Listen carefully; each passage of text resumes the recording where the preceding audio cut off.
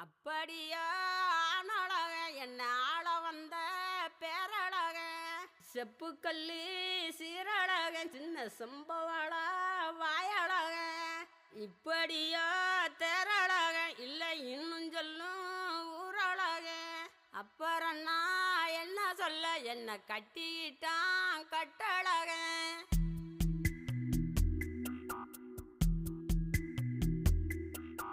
சித்திரையில் என்ன வரும்